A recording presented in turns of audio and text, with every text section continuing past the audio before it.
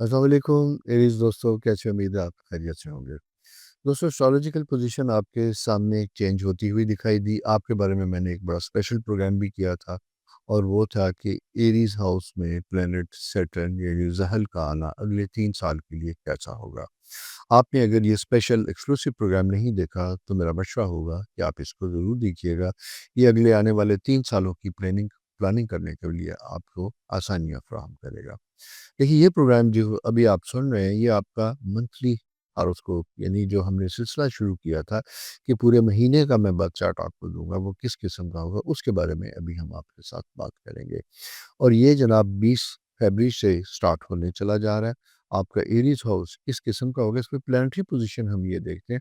तो सूरज आपके 12th house में होगा, जुपिटर आपके 4th हाउस में, खुदा की रहमत जिसे कहते हैं। अलबत्ता नया सितारा सैटर्न जो आपके 1st हाउस में आता हुआ दिखाई देता है, ज़हल, और उसके साथ मून पोज़ीशन है।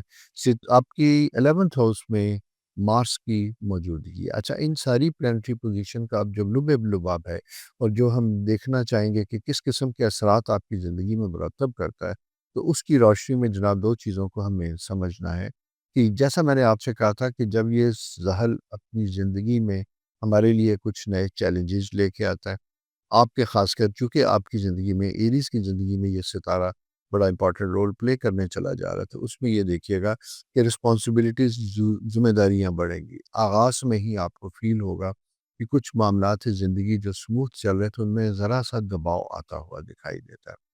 कुछ चैलेंजेज़ आपको मिलेंगे अपनी सर्विस में, मुलाज़मत में, जॉब में, बिज़नेस में कुछ ऐसे चेंजेज़ आएँगी जिसके ऊपर आपको फ़ौरी तवज्जो देनी होगी।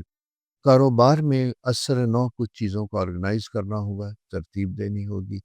आपकी अपनी पोज़ीशन ऑफ़िस में जैसी भी है, आपको एडेड रिस्पॉन्सिबिलिटी यानी फ़ालतू ज़िम्मेदारियाँ भी मिलेंगी और उन ज़िम्मेदारियों के साथ-साथ यूँ दिखाई देता है कि उनको परफ़ॉर्म करने के लिए एक ख़ास टाइमलाइन भी आपके साथ होगी कि जिसको विदिन दैट स्पेशल टाइम आपको कंप्लीट भी करना होगा। अच्छा, ये सारी चीज़ें जब ये बनती है तो इसके असरात ये होते हैं कि ये आपके लिए ज़रा-सा चैलेंज का सबब बनती है, डिफ़िकल्टीज़ का सबब बनती है, ठीक है?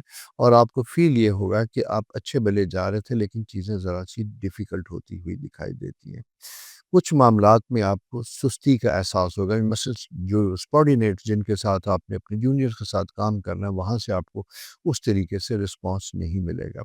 इसी तरह बिज़नेस से रिलेटेड अगर हम बात करते हैं तो अपने पार्टनर्स के साथ थोड़ी-सी चीज़ों की मिसअंडरस्टैंडिंग होने की अंदेशा होता है, उसको आपने एहतियात के साथ रखना है।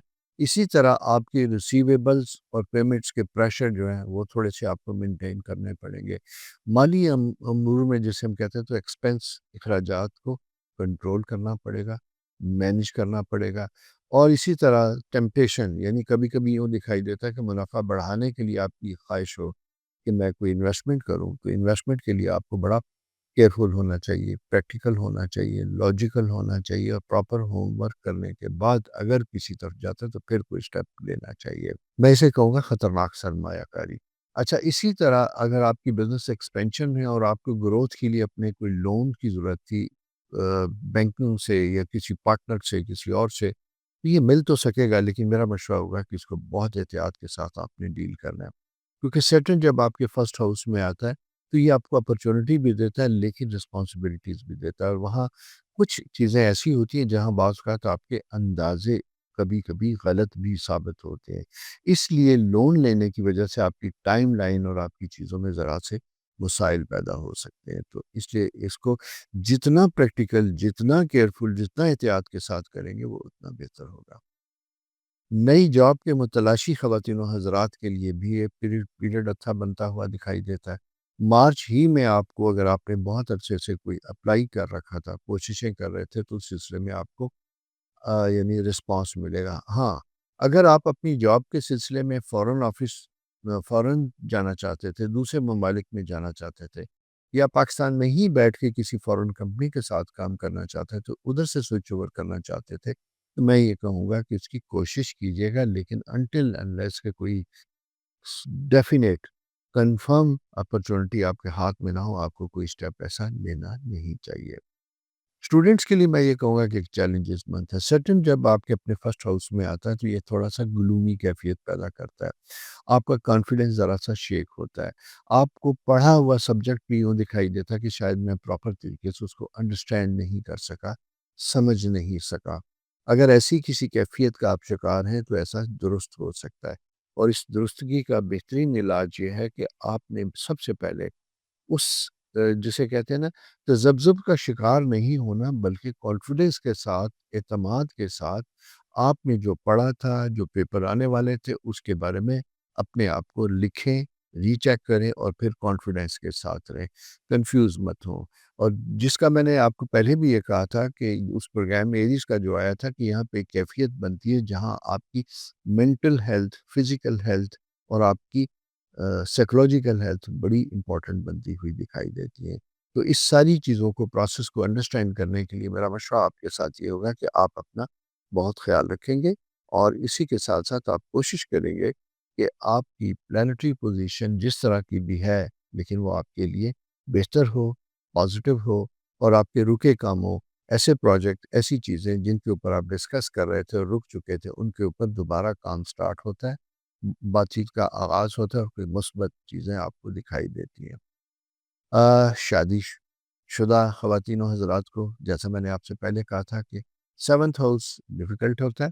इसमें ज़रा-सा आपको अपने स्पाउस के साथ ईगो का मसला सामने नहीं आना चाहिए। कोई कॉन्फ्लिक्ट, कोई ऐसी बात आती है तो उसको बड़े आराम से मुनासिब वक़्त पे उसको शेयर करना चाहिए।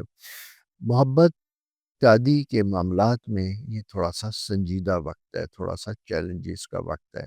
यहाँ चीज़ें आगे बढ़ती हैं और फिर बढ़ने के बाद गैर महसूस तरीके से डिसअपीयर हो जाती हैं या ठंड ठंड में चली जाती हैं। फ़ौरी तौर पे कोई जवाब नहीं आता। ये प्लैनेटरी पोज़ीशन इसी तरह की है, इसको जल्दबाज़ी भी करने की कोशिश ना कीजिएगा बल्कि प्लैनेटरी पोज़ीशन के मुताबिक आप एक्ट करेंगे, तो यही चीज़ें आपके लिए बेहतर भी होंगी और फ़ायदेमंद भी होंगी। हेल्थ से मुत्तल्लिक अगर मैं ये कहूँ तो ये थोड़ा-सा चैलेंजिंग टाइम है, जैसा मैंने आपसे कहा था।